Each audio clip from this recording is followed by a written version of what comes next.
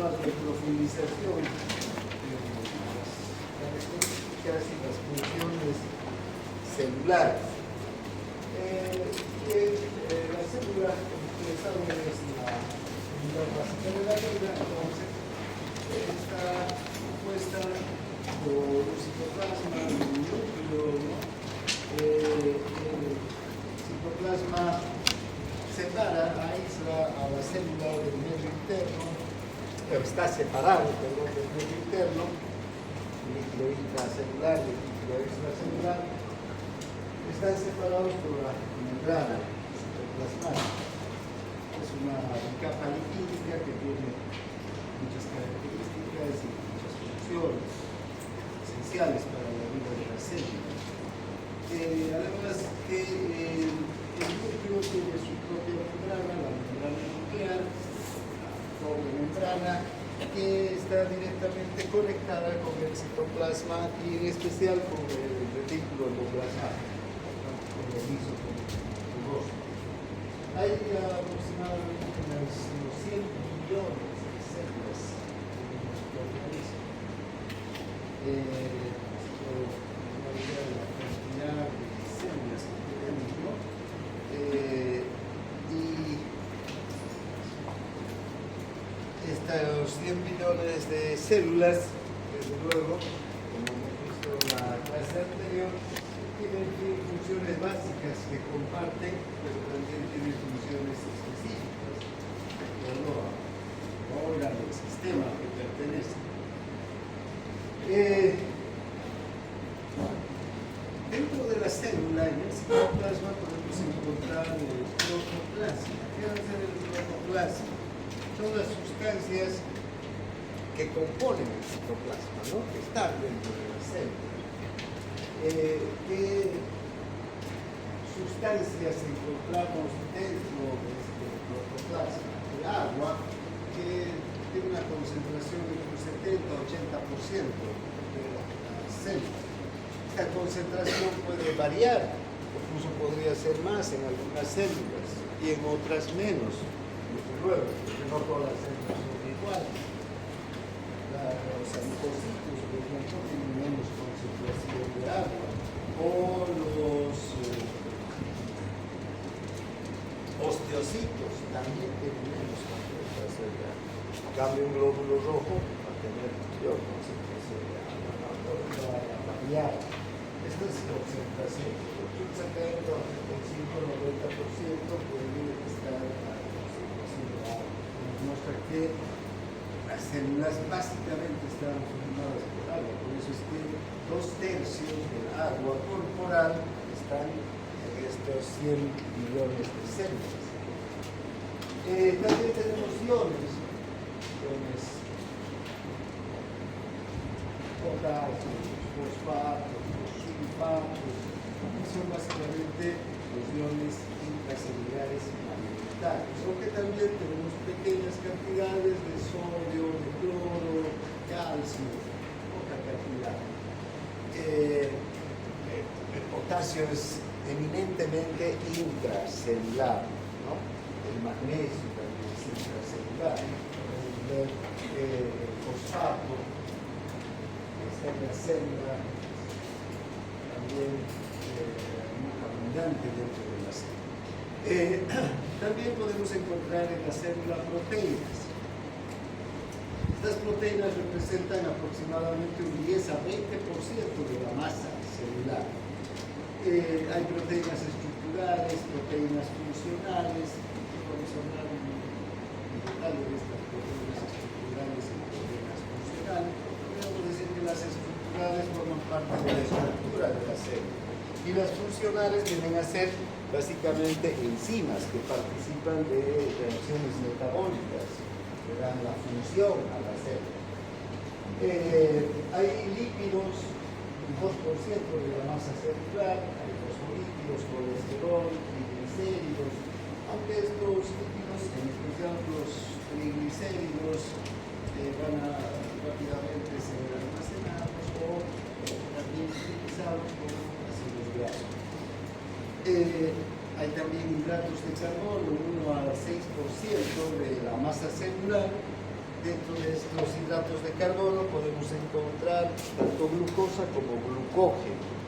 El glucógeno es la molécula que permite almacenar glucosa.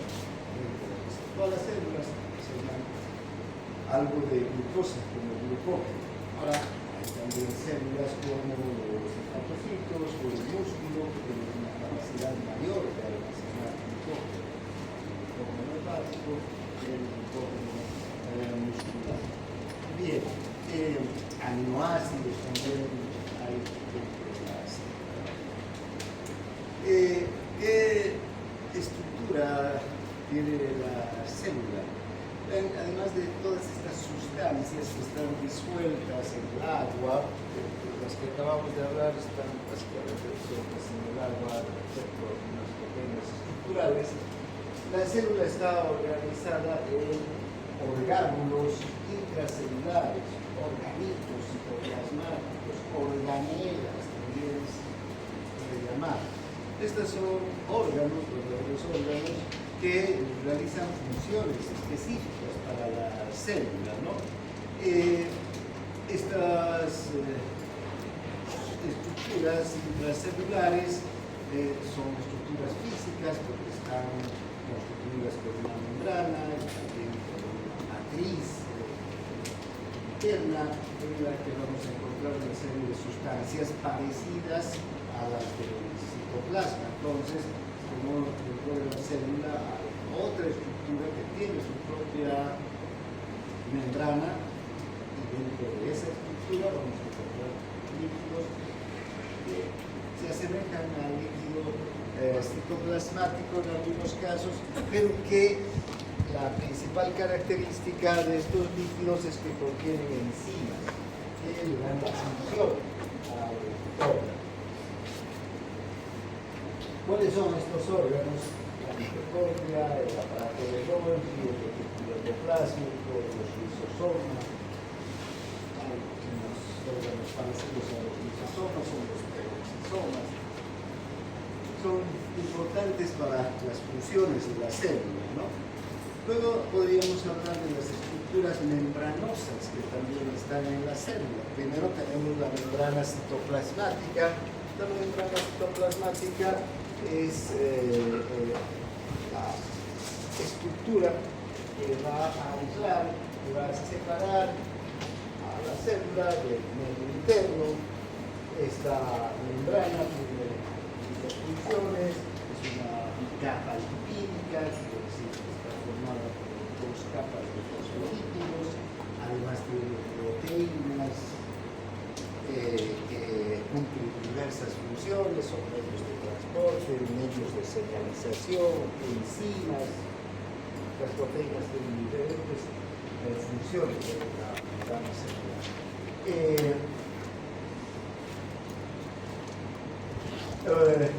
Luego tenemos la membrana nuclear que separa los componentes del núcleo del citoplasma, permite también la comunicación entre el núcleo y el citoplasma, no es una membrana que aísla el núcleo, sino que comunica, por una parte aísla, por otra parte comunica al núcleo con el citoplasma.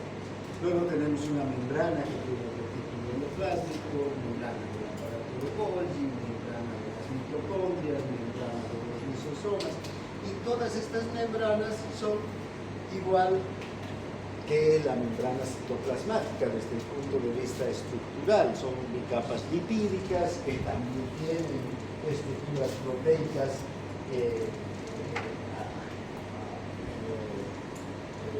sirven de medios de comunicación.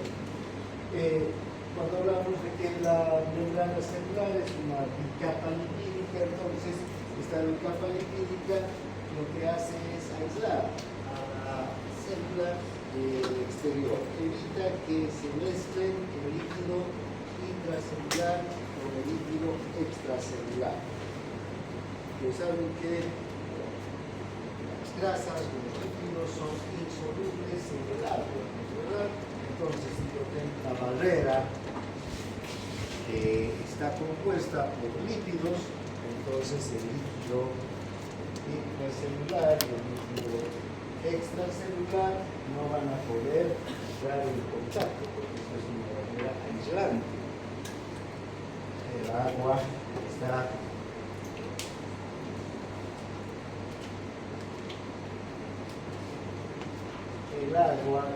este líquido extracelular no se va a poder mezclar con el agua que está en el líquido intracelular. No van a estar siempre separadas. Como si metiéramos una botella llena de agua, normalmente se va a la botella un balde de agua, no se van a mezclarse. Bien, entonces esto es importante, no se mezclan estos líquidos. Pero ahí tiene la importancia de las proteínas que están en la membrana celular. Estas proteínas proporcionan vías especializadas para la comunicación y el intercambio de sustancias específicas entre la célula y el medio interno. Muchas de estas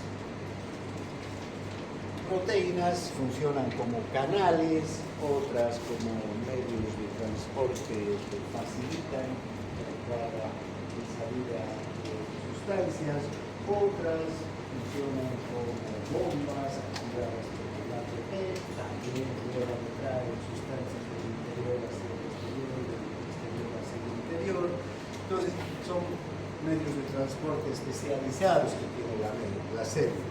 Y también estas proteínas son vías de señalización.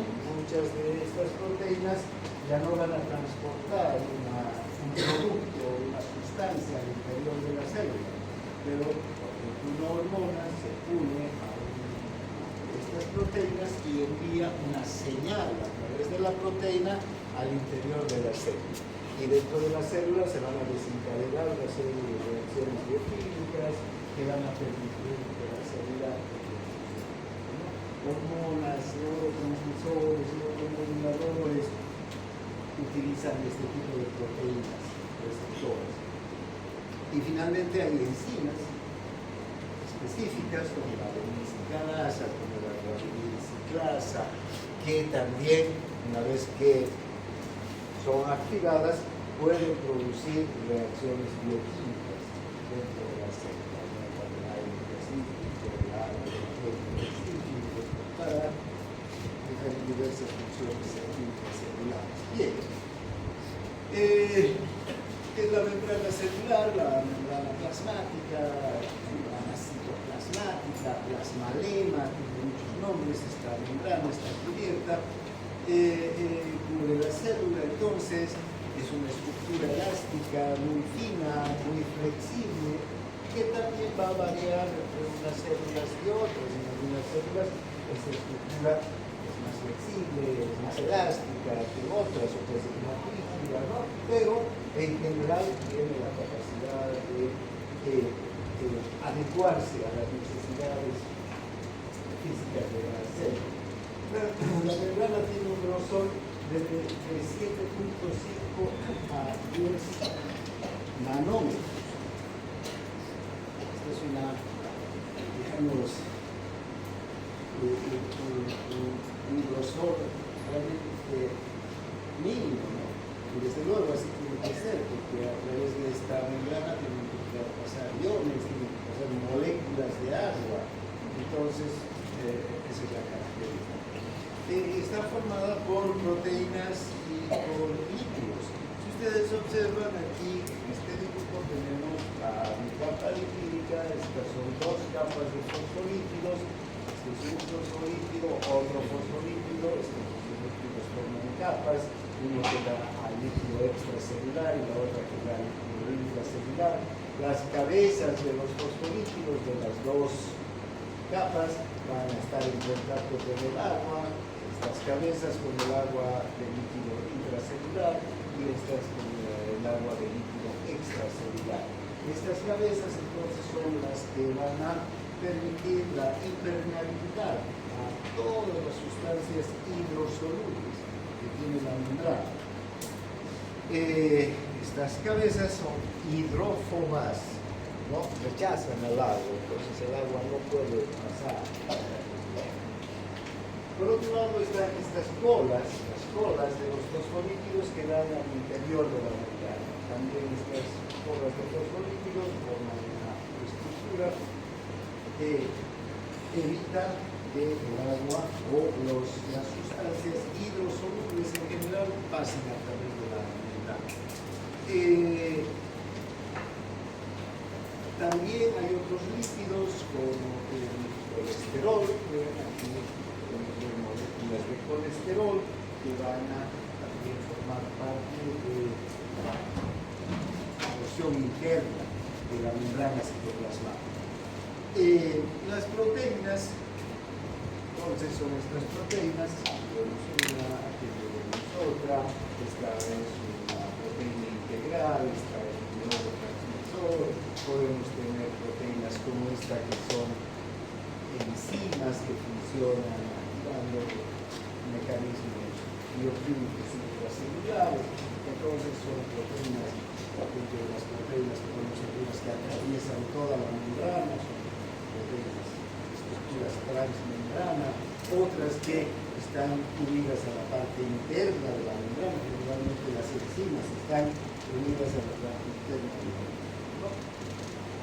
Y también hay un pequeño porcentaje, el mayor porcentaje tienen las proteínas, a pesar de que la membrana es una bicapa lipídica, hay más proteínas que lípidos en la membrana. ¿Por qué? Porque las funciones de las células son tantas que necesitan muchas de estas proteínas que permitan ingresar agua, iones, glucosa, aminoácidos, todo lo que la célula necesita y eliminar también todo lo que la célula no necesita, ya todos los deseos.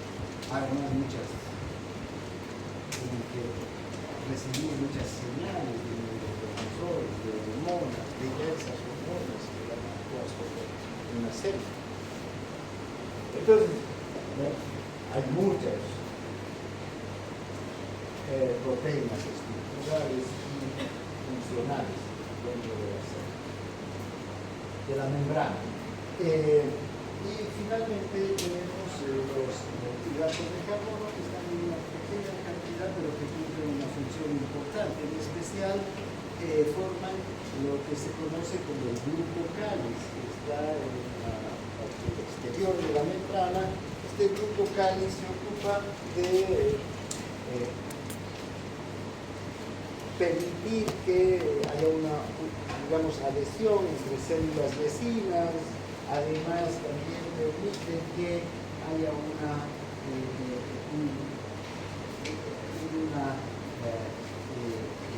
carga eléctrica negativa que rechaza ciertas sustancias para que no se acerquen a la célula, las sustancias que tienen algún tipo de señalización que pueden llegar hasta la célula, rechazadas, carga negativa.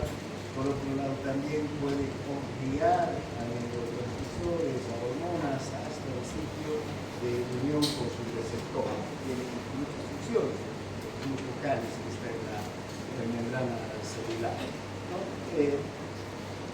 Bien, entonces, la capa lipídica, entonces, tiene estas características. La parte externa, hidrófila, está directamente en contacto con el agua, pero la parte interna, ¿no?, es hidrófoba, aquí no atraviesa el agua ni ningún elemento hidrosoluble, ¿no? El colesterol también está resuelto en la capa lipídica y ayuda también a determinar un grado de permeabilidad. Aquí podemos ver una membrana también, ¿no?, capa externa, la cabeza de los fosfolípidos que van a líquido intracelular y los fosfolípidos que van a líquido intracelular. Las proteínas atraviesan la membrana, el colesterol que va a ayudar a aumentar la impermeabilidad de la membrana. Luego tenemos las proteínas integrales. Estas pueden atravesar toda la membrana, ¿no? Estos son receptores de hormonas, canales, transportan sustancias, mandan señales a las células. Y luego las proteínas periféricas, que vienen a ser estas que más que nada cumplen algún rol de tipo enzimático. También los hidratos de carbono, ¿no?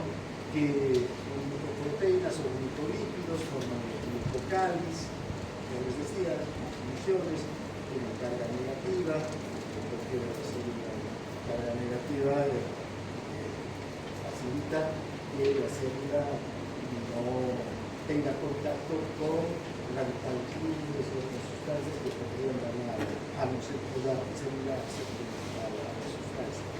El glucocálisis hace que una célula se una con otra y finalmente actúan como componentes del receptor, de las hormonas y de los neurotransmisores. Bien, entonces, rápidamente hemos hecho un repaso a la membrana. De aquí unas dos clases vamos a hablar solo de los medios de transporte que hay en la membrana celular. Entonces vamos a hacer un estudio más profundo de la membrana celular. Aquí estudiaremos cómo está la unidad de la membrana. ¿Ya? Ahora hablaremos del citoplasma y sus órganos. Bien, ya sabemos que la porción líquida del citoplasma es el citosol, ¿no? Lo que hemos visto hace rato también como protoplasma, tiene proteínas, electrolitos, glucosa, agua, luego,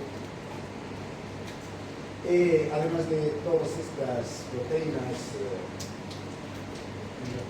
carbono, electrolitos, pueden contener glóbulos de grasa neutra, gránulos de glucógeno, liposomas, vesículas secretoras en el citoplasma.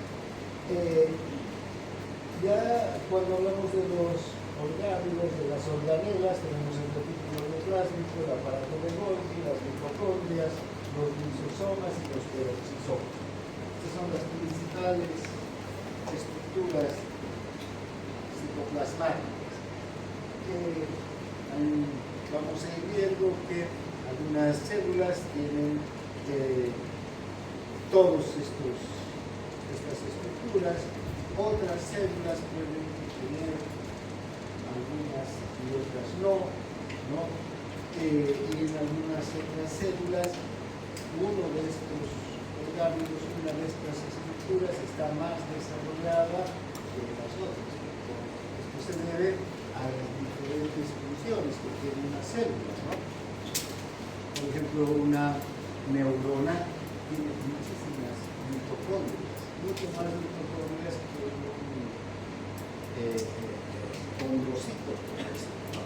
¿Por qué? Porque la neurona tiene una actividad energética muy intensa, ¿no? Otras células no tienen actividad energética, actividad metabólica intensa. Entonces, las mitocondrias van a ser menos las células con menos metabolismo y mucho más de las células con mayor metabolismo. Lo mismo el retículo endoplásmico, las glándulas, por ejemplo, todas las glándulas de secreción, los retículos endoplásmicos grandes. ¿Por qué? Porque todo el tiempo están secretando algún producto, una proteína, una enzima, ¿verdad? O moco. Entonces el retículo endoplásmico aquí está bastante desarrollado. En otras no hay esta función, el retículo endoplásmico es pequeño, cumple solo las funciones que la célula necesita para su producción de belleza. Bien, empezaremos hablando del retículo endoplásmico. Este es un órgano muy importante, una clave de la célula. Y está formado por una red de túbulos interconectados entre sí. Vean, si observamos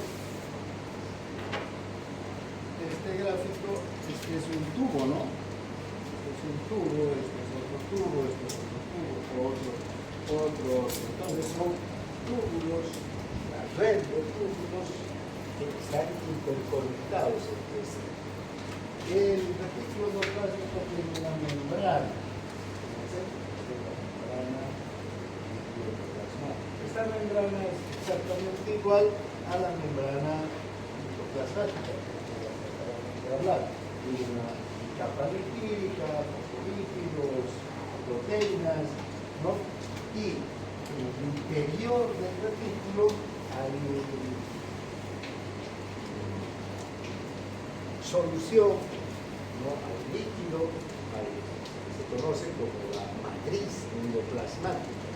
Esta matriz endoplasmática entonces tiene agua, iones, tiene una gran cantidad de enzimas que van a participar de las diferentes actividades metabólicas que desarrolla el retículo. Estos sistemas enzimáticos son diversos porque hay retículos endoplásmicos que van a sintetizar una gran variedad de proteínas, que van a sintetizar una gran variedad de líquidos. Entonces, tiene cada reacción metabólica una o dos o más enzimas. Entonces, hay muchas enzimas dentro de la matriz endoplasmática. Bien, ahora, el retículo endoplasmático tiene una característica que se divide en dos retículos endoplasmáticos. Uno es el retículo endoplasmático rugoso y otro es el retículo endoplasmático liso.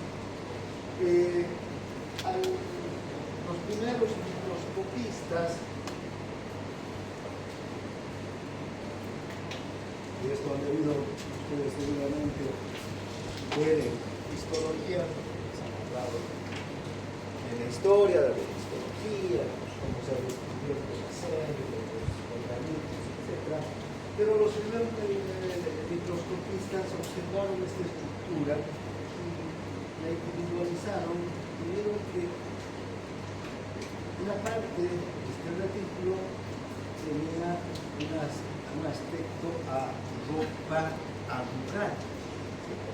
Ver ahí amontonado una ropa usada o sin planchar, sin lavada, ¿no? Y la otra parte no tenía este aspecto, sino tenía un aspecto liso. Por eso llamaron a esta parte retículo endoplasmático rugoso y a este retículo endoplasmático liso. Luego, con el avance de la microscopía y con el avance del estudio celular, y cuando ya se entendió las funciones que cumplía el retículo endoplasmático, entonces se identificaron que el retículo endoplasmático rugoso tiene en su superficie estas estructuras, ¿no? Que son los ribosomas. Estos ribosomas están ausentes en el retículo endoplasmático liso. Entonces son los ribosomas, digamos, al observarlos muestran el aspecto de una superficie arrugada, pero en realidad no es una superficie arrugada, sino son los ribosomas que están en la superficie del retículo, ¿no? Estos ribosomas entonces van a determinar la función del retículo endoplasmático liso y la ausencia de ribosomas también la función del retículo endoplasmático rugoso, ¿no? Entonces, el retículo endoplasmático rugoso, lo vamos a ver más arriba, esto tiene los ribosomas, ¿no? Estos ribosomas están formados por una mezcla de ARN y proteínas y se encargan de sintetizar proteínas.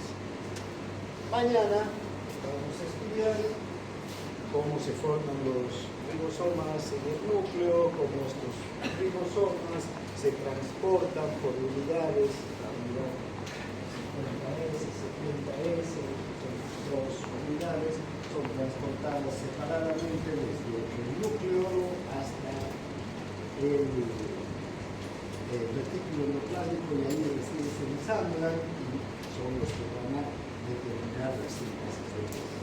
Esa mezcla de ARN y proteínas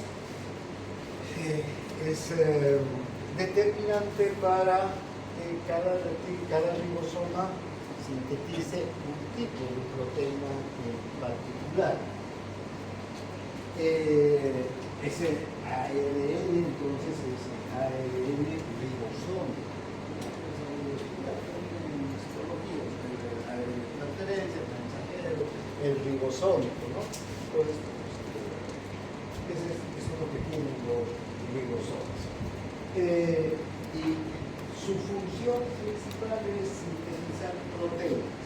Todas las proteínas estructurales y todas las proteínas funcionales que están en la célula, ya sea la membrana citoplasmática, ya sea las membranas de los organismos citoplasmáticos, ya sea en el citoplasma, todas las membranas, todas las proteínas, perdón, son sintetizadas por el ribosoma. ¿Sí? Además de todas las enzimas de la célula para su función, son sintetizadas por el ribosoma. El retículo liso, en cambio, no tiene ribosomas y actúa en la síntesis de sustancias lipídicas, ¿no? Y también en algunos otros procesos celulares que tienen que ver con la producción de sustancias que no son proteínas específicamente. Bien. Luego tenemos el aparato de Golgi. El aparato de Golgi es esta estructura que está aquí, que también los primeros microscopistas lo vieron como tenía un aspecto de monedas, ¿no? Unas sobre de otras, de sacos apilados, unos sobre de otros. Y evidentemente, ¿no? Son estas estructuras. Este aparato de Golgi funciona en íntima relación con el retículo endoplasmico. El retículo endoplasmico sintetiza proteínas, el retículo endoplasmico rugoso sintetiza proteínas, las empaqueta en vesículas que son transportadas al aparato de Golgi. ¿Para qué llegan al aparato de Golgi? Para sufrir una biotransformación. Generalmente, el retículo endoplasmico, el ribosoma va a sintetizar una preprohormona, ¿sí? Preprohormona o una preproproteína, que puede ser una hormona. No es la proteína activa, no es la que va en última instancia a actuar, ya sea como proteína estructural o como enzima. Esa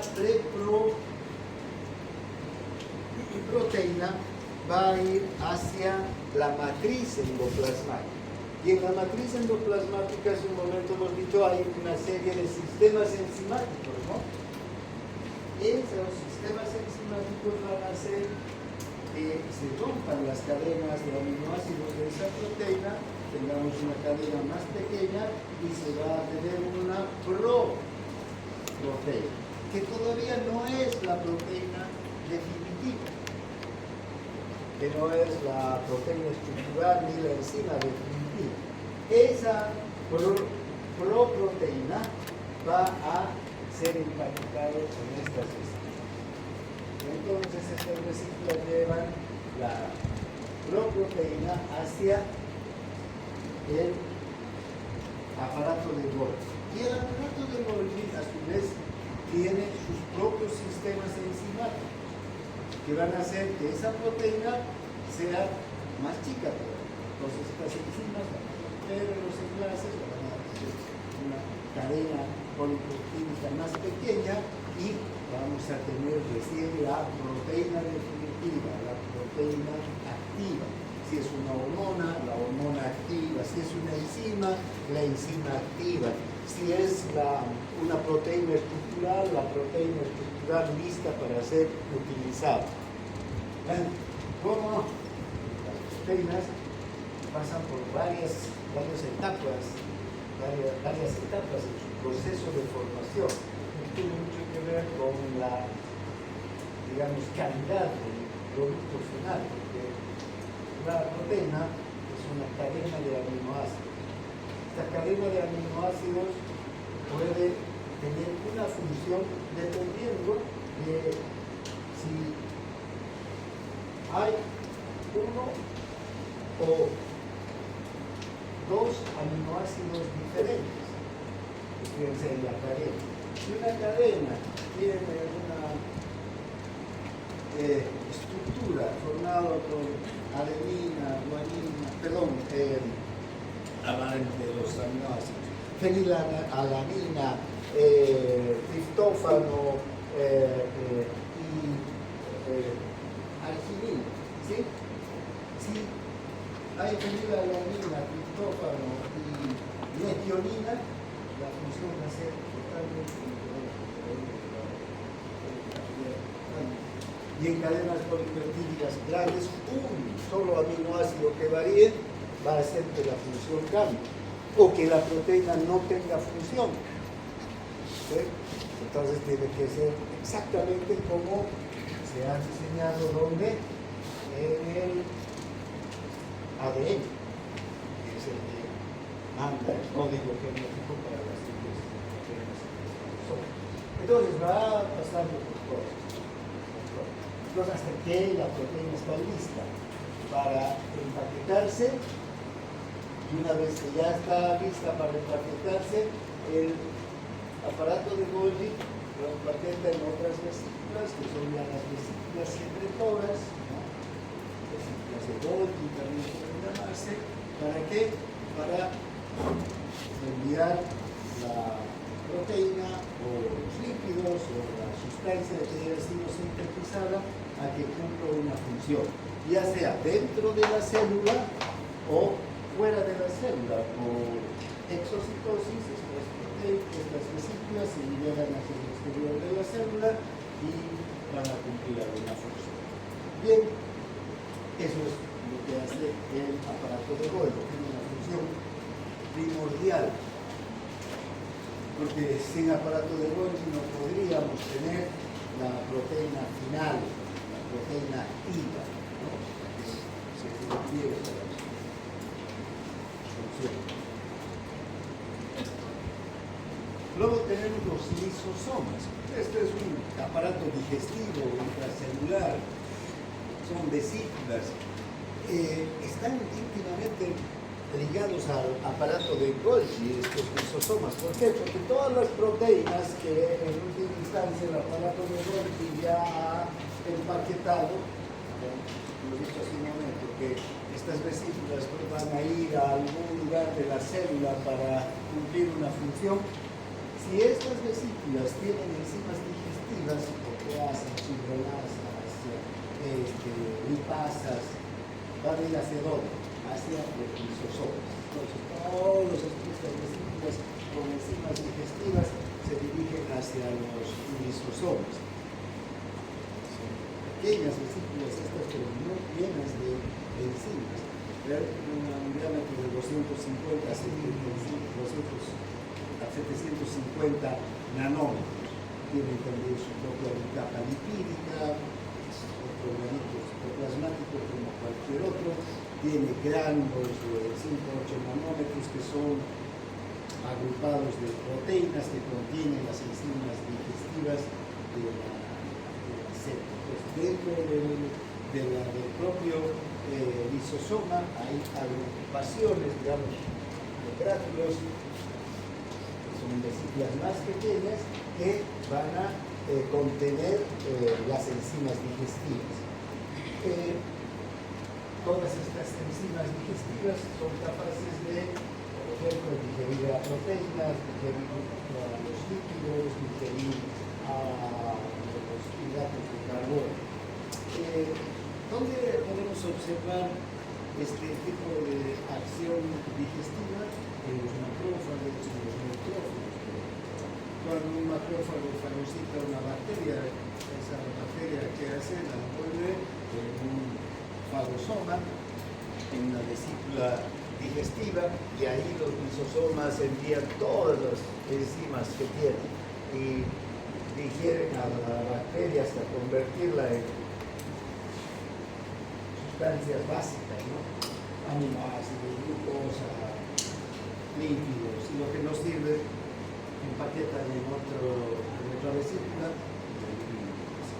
Lo mismo cuando un macrófago fagocita un glóbulo rojo, ¿no? O una plaqueta o cualquier otro elemento celular que esté deteriorado. Eso es una función. Además de defenderlos, también limpian el organismo en todas las células viejas, las células deterioradas, las células que mueren. Entonces, ¿qué digiere entonces? ¿Qué digieren estas enzimas? Las estructuras celulares dañadas, las partículas de alimentos que ha ingerido la célula y las sustancias no deseadas como bacterias y la célula, ¿no? Y estas son enzimas hidrolasas que son encargadas de digerir los hidratos de carbono, las proteínas y los lípidos. Otra estructura son los peroxisomas, son similares a los lisosomas. Pero estos peroxisomas ya no tienen enzimas digestivas, tienen enzimas oxidases, peroxidases. ¿Qué hacen estas enzimas peroxidases? Se combinan con el oxígeno y forman,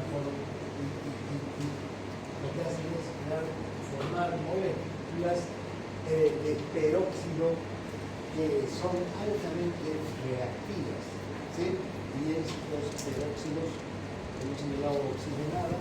¿Para qué sirve el agua oxigenada? ¿Saben? ¿Para qué sirve el agua oxigenada? Limpieza de virus, es desinfectante, antiséptico, ¿no es verdad?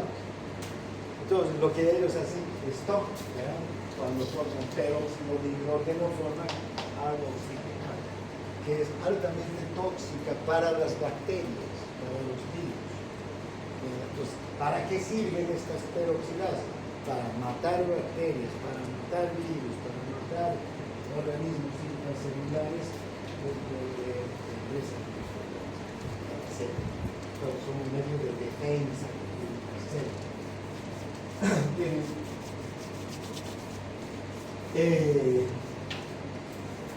También, entonces, ¿qué hace el macrófago cuando fagocita una bacteria? Primero manda sus peroxisomas a matar a la bacteria. Y luego que está muerta la bacteria, ya los lisosomas se encargan de qué? De digerir. Esa es la clave.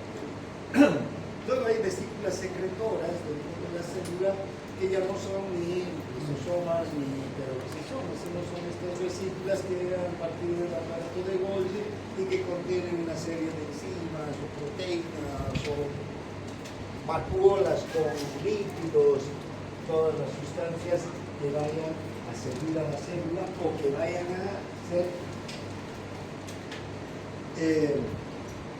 eliminadas hacia el exterior, secretadas hacia el exterior de la célula para que vayan a cumplir funciones en otras células. Por ejemplo,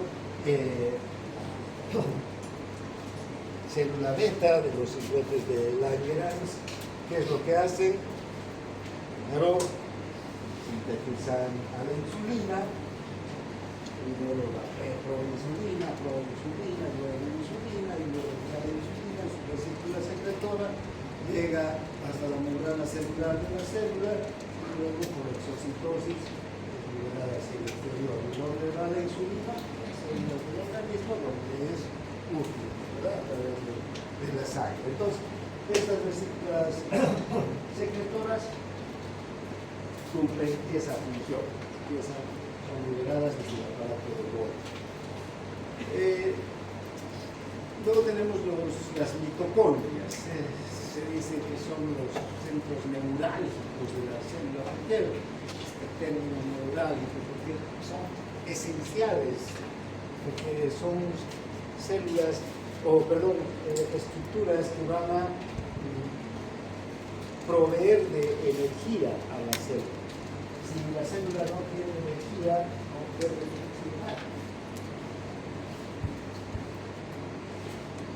¿Qué pasa? Por ejemplo, si entra sodio y sale potasio de la célula, dentro de la célula, fuera aquí. ¿Cuánto de sodio hay? Fuera del líquido extracelular, 142, y a ver cuánto hay, 10, 10 hasta 14. Y el potasio dentro de la célula, ¿cuánto está? 140 y fuera, 4.2, ¿no? Bien, ¿qué pasa si se abre una puerta de sodio, que solo permite pasar el sodio? ¿Hacia dónde viene el sodio? ¿Hacia dónde se viene el sodio? Hacia afuera. Y el sodio está afuera. ¿Por qué? Intercambio. ¿Por qué? ¿Por qué? Por el gradiente de concentración. ¿Alguien ha dicho un término por ahí? ¿Qué ha dicho? Alguien ha dicho la palabra. Por difusión, ¿no? Fíjense, si aquí tengo mucho sodio y aquí tengo poco sodio, y los dos están en un líquido, se abre una puerta. Primero la puerta está cerrada, no pasa nada. Pero si se abre la puerta, el sodio va a entrar. Y si se abre una puerta de potasio, ¿qué va a pasar? El potasio va a entrar, porque aquí hay mucho potasio y el sodio. Bien, eso pasa todo el día en la célula. ¿Qué pasa con el sodio que ha entrado en exceso y el potasio que ha salido? ¿Dónde está? El sodio que ha entrado en exceso y el potasio que ha salido en exceso. ¿Se quedan ahí? No pasa nada, ya no vuelven. Vuelven, ¿no? Pero no vuelven por la misma puerta, porque como aquí hay tanto sodio, nunca va a poder salir el sodio de la célula. Entonces, la célula podría explotar de tanto sodio y ese sodio no va a salir porque es como un barquito en el medio del mar, digamos. La sal que hay en el agua del mar, que entra un barquito, vas a explotar en el primer minuto. ¿Listo? Entonces, ¿qué va a pasar? Tiene que salir el sodio y el potasio. Para eso, aquí tenemos una estructura, ya no es un canal, sino es la bomba ATPasa sodio-potasio. Esta es una bomba que utiliza energía para llevar en contra de una gradiente de concentración. Entonces saca el sodio y vuelve a meter al potasio. Pero para eso necesita ¿qué? ATP. ¿Sí? Por eso se llama ATPasa. Nuestras células, todas nuestras células, en sus membranas citoplasmáticas, están llenas de ATPasas. ATPasas sodio, potasio, ATPasas de hidrógeno, ATPasas de calcio. Imagínense la cantidad de energía entonces que necesitan nuestras células para cumplir con nuestras funciones. Pero esta es solo un ejemplo de dónde se usa el ATP. El ATP se utiliza para todo dentro de la célula. Vamos a ir viendo que todo depende del ATP para hacer la función. Entonces se requiere pues una central de energía potente, que todo el tiempo esté proveyendo de ATP a la célula. Eso es la mitocondria. ¿Verdad? Se encuentran por todas las zonas del citoplasma, porque en todas las partes del citoplasma hay necesidad de ATP. Son muchas mitocondrias, ¿no? Pueden haber entre menos de 100 hasta miles en algunas células altamente energéticas, músculo, la neurona, que requiere mucha energía, las células secretoras, que necesitan mucha energía. Tienen una estructura especial, tienen una doble membrana, las mitocondrias, la membrana externa y la membrana interna. Aquí está la matriz citoplasmática en el interior de la membrana interna, y entre la membrana externa y la membrana interna hay una cámara también, ¿no? Un espacio intermembrana se llama esto. ¿Sí? Entonces, ¿dónde se van a realizar las funciones más importantes de la mitocondria?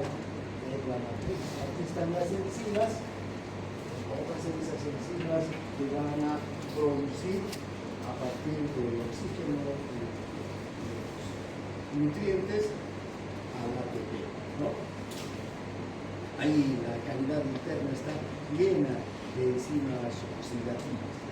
Bien, una cosa interesante es que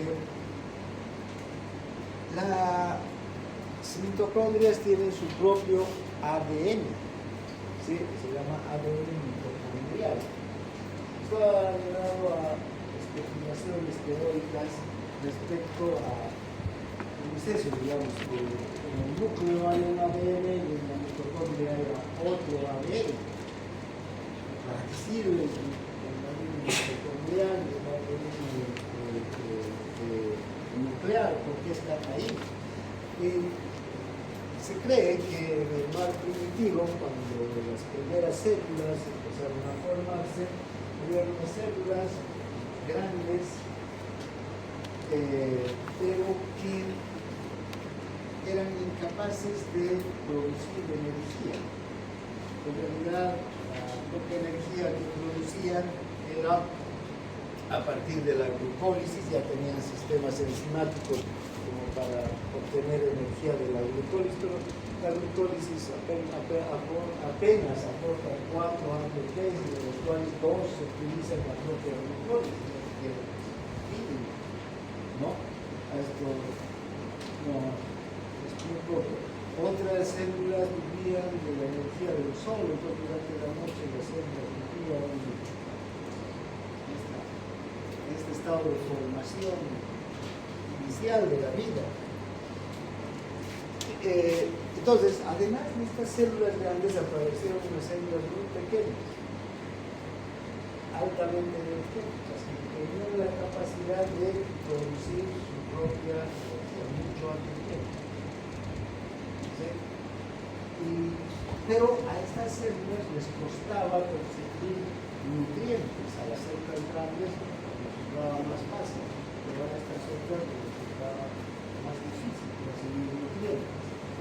Entonces, al parecer, ha habido una simbiosis, ¿no?, entre estas células grandes y las pequeñas. Entonces, saben ustedes que la simbiosis es una asociación, ¿no?, de los organismos vivos en los que se asocian y los dos salen beneficiarios de esa asociación.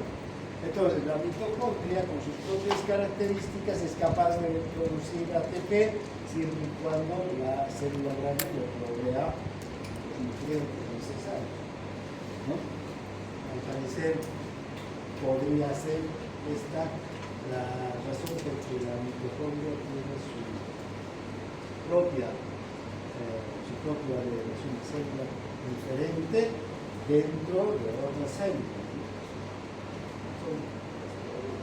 Interesante para reflexionar. Bien, entonces, ¿qué es el ATP?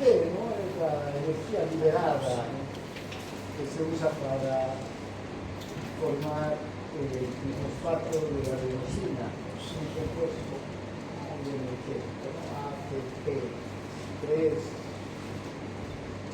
fósforos y adenosina, que se llama adenosina fosfato, ATP.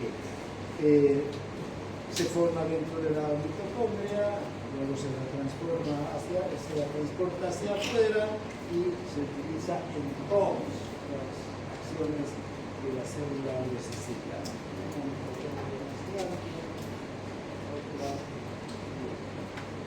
Bien, ahora hablaremos de las estructuras que dan sostén a la célula.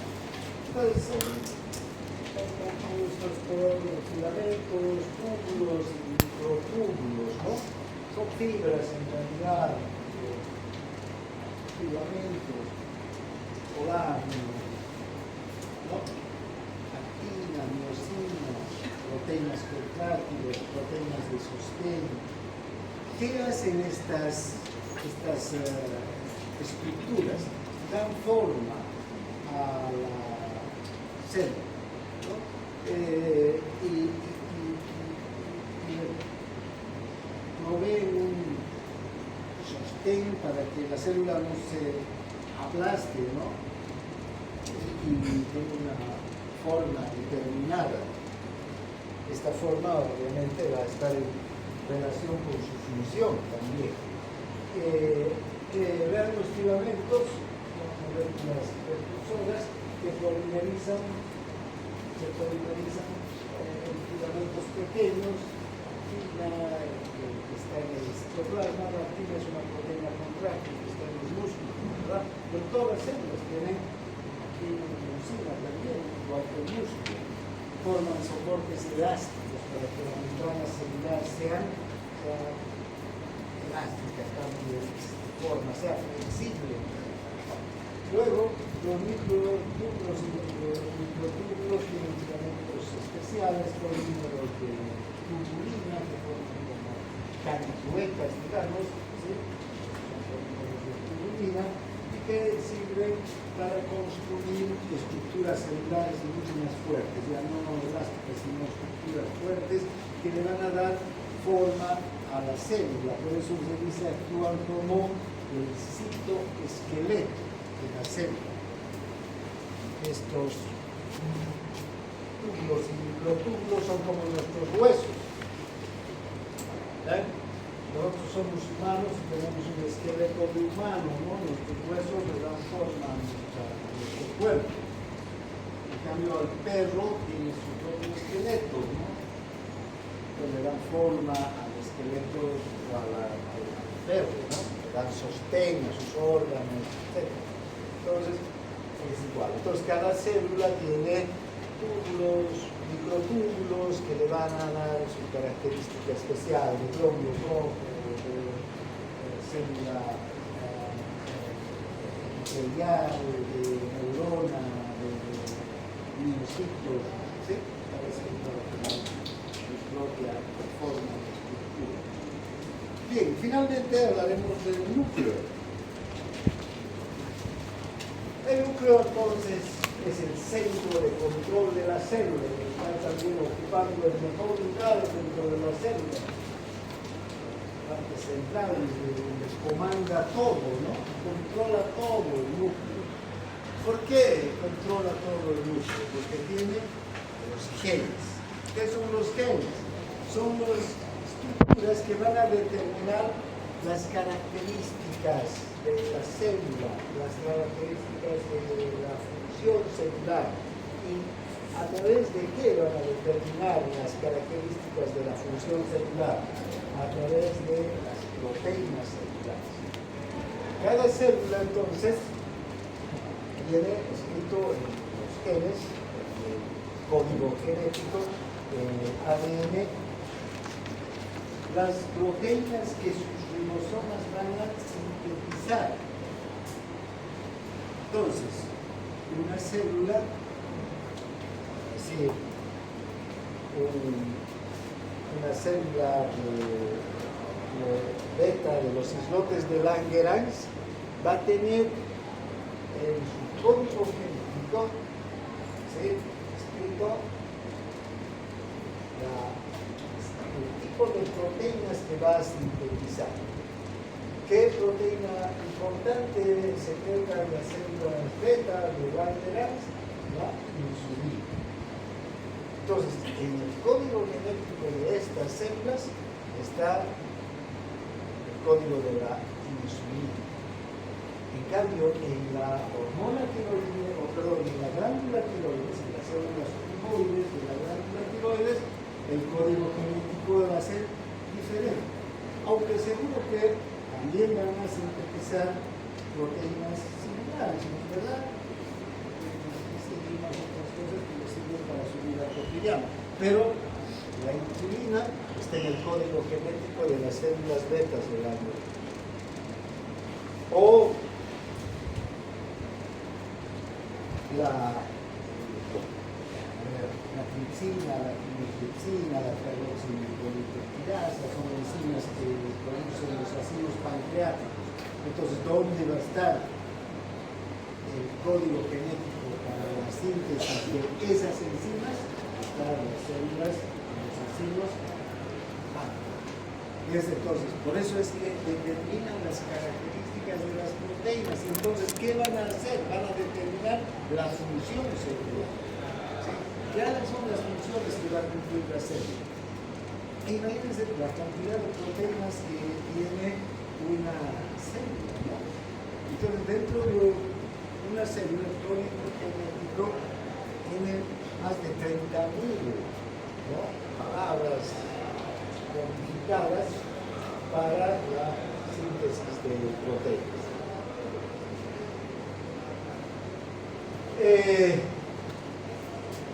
Todas las proteínas que la célula vaya a necesitar, tanto estructurales como funcionales, las enzimas intracelulares, enzimas de membrana, enzimas de receptores asociados a enzimas, todas las enzimas que tenga la célula. Pero además también controlan la reproducción de la célula, ¿no? Cuando se va a dividir la célula. Eso es lo que controla. En la biología ustedes han podido ver, la mitosis, la meiosis. En esta clase de fisiología, lo de la reproducción no es muy importante, porque ya han visto eso, lo van a volver a ver en genética o en más allá. Aquí lo que nos importa es esta función de los genes. Todo el tiempo vamos a estar hablando de las proteínas que sintetizan cada célula en orden particular y cómo esas proteínas son las que van a determinar la función, el funcionamiento del órgano. Entonces, las dos funciones de los genes, las proteínas que sintetizan la célula, la síntesis de proteínas y otra, la reproducción celular. Mañana vamos a hablar de la síntesis de proteínas. Tema 3 de sus libros, así que vayan un poquito repasando, ¿ya? Porque esto es importante, es un poquito complejo y largo el tema. Y tenemos la membrana nuclear que cubre al núcleo. En realidad estas son dos membranas, dos capas separadas. Una está dentro de la otra y forman una interesante red de conexiones. Estas son las conexiones que van a formar con el retículo endoplásmico desde el interior del núcleo hacia el exterior. Hay una comunicación. Esta membrana no es que va a evitar va a aislar al núcleo. El núcleo envía mucha información a la célula y recibe además nutrientes y todo. Entonces, a través de esta membrana y de sus poros pasan todos esos productos. Pero una cosa interesante es que el ARN mensajero, los ribosomas que se forman en el nucleolo, el ARN mensajero que se forma en el que copia el código genético del ADN tienen que pasar directamente hacia el retículo endoplasmático, ¿no? Hacia el ribosoma. Entonces, tiene una conexión, una continuación, digamos, con el retículo endoplásmico, la membrana externa del núcleo. Luego, miles de poros que atraviesan la membrana, estos poros hay complejos de moléculas proteicas, son muy estrechos, 9 nanómetros de diámetro y pueden pasar hasta proteínas de 44.000 de peso molecular. Estos poros tienen que proteger al núcleo, ¿verdad? No cualquier sustancia va a ingresar al núcleo, puede dañar al ADN. Entonces, muy pocas sustancias de muy bajo peso molecular van a llegar hasta el núcleo para sus propias necesidades. Una proteína grande podría dañar al núcleo, ¿no? Una estructura muy pequeña.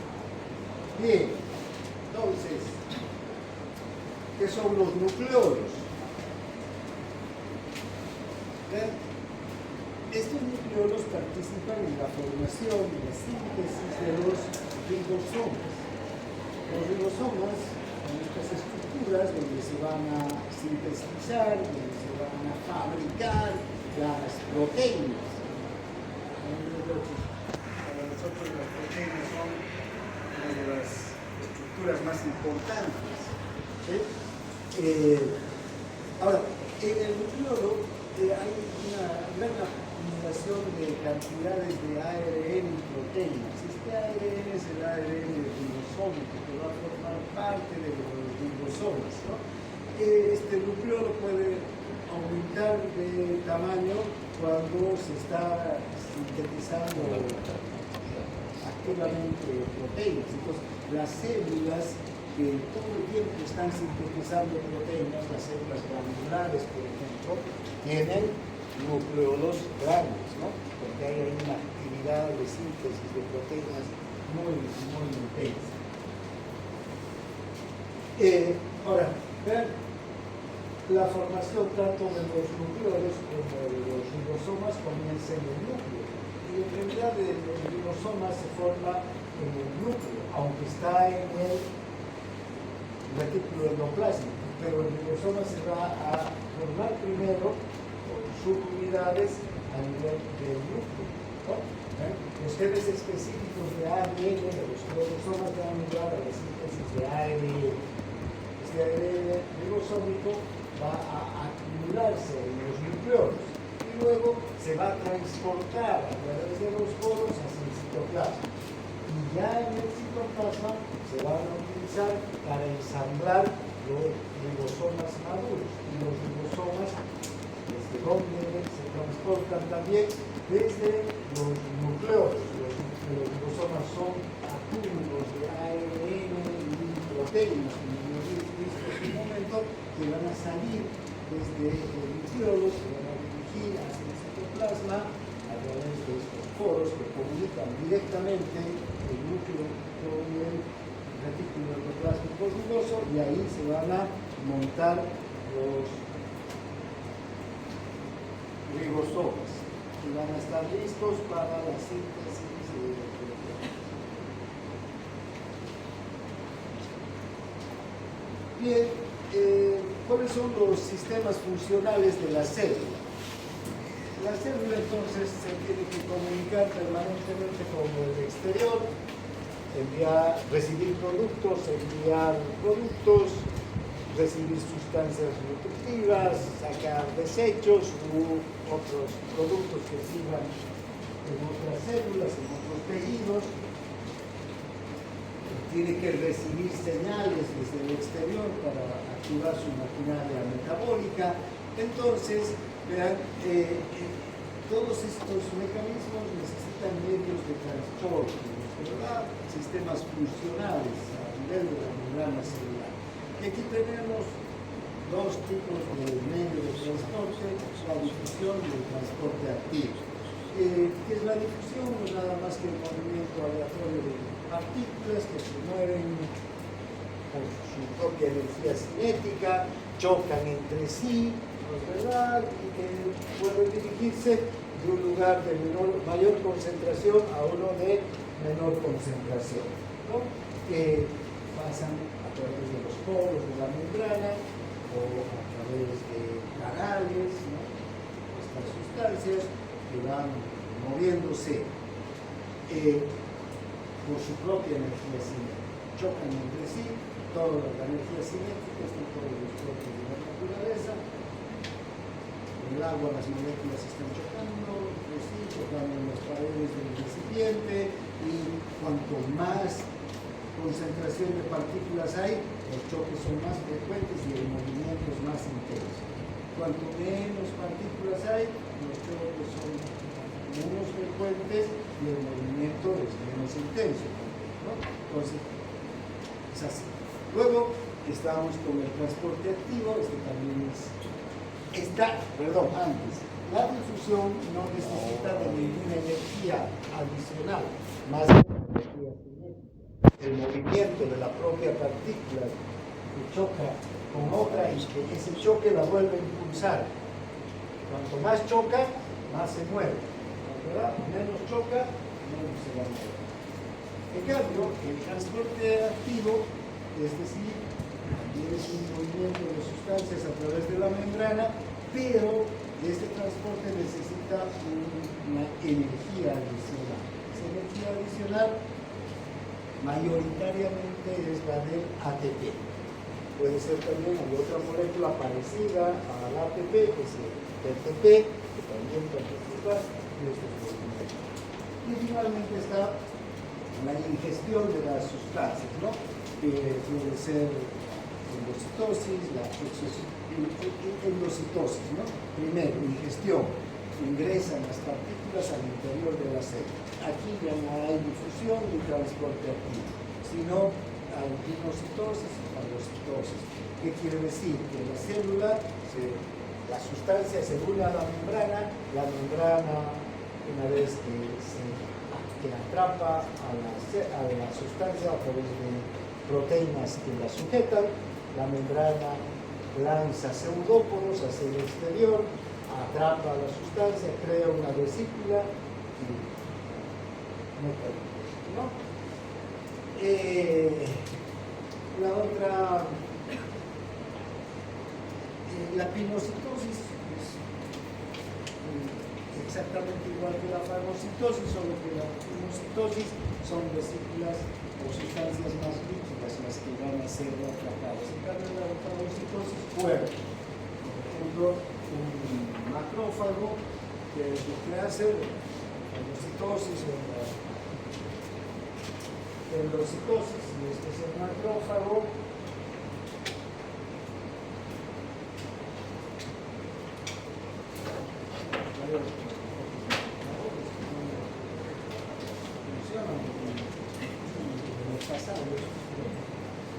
Este funciona, este sí, ¿no? Este es el macrófago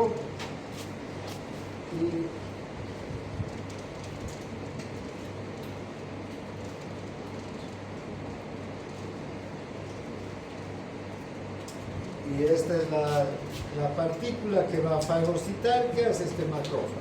Primero, a través de proteínas, se une a esta sustancia. Luego la membrana lanza pseudóporos, falsos pies quiere decir, ¿no? ¿Vean? La membrana empieza a sacar, luego se une aquí la membrana, y una vez que se ha unido, esta partícula queda atrapada y luego ya es transportada hacia el interior.